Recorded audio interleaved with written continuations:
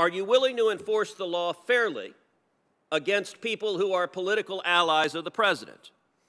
At a Senate hearing in May, Dr. Fauci said, quote, "The NIH has not ever and does not now fund gain-of-function research in the Wuhan Institute of Virology." That was under oath, under testimony.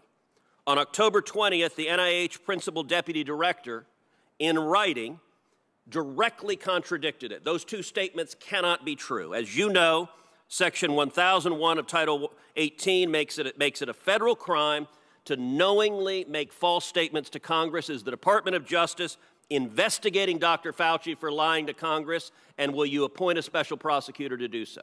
I'm going to say again, the memorandum that I issued is not partisan in any way. It has nothing to do with what I agree with or I don't agree with. I don't care whether the threats of violence come from the left or the right. Could you answer the question I asked? The second question, we don't comment on criminal investigations or other investigations.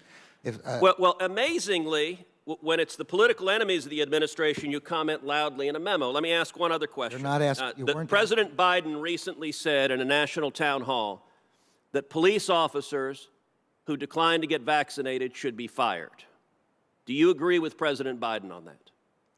I think all police officers, look, I stood on the stage at the mall where the 700 and some police officers who died this year were commemorated. Let me try again. Do you agree with the president? It's a yes or no. You've asked questions as a judge. You know how to get a yes or no.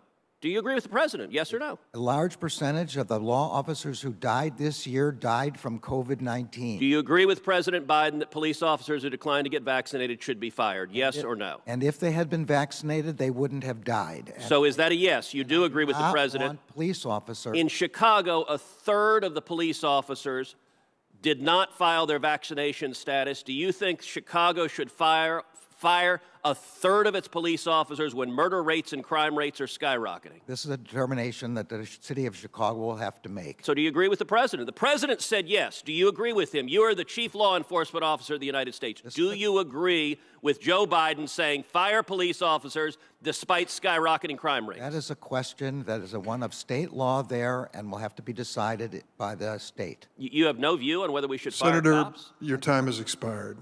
Well, you used 2 minutes. No, I certainly did not. Senator Blumenthal.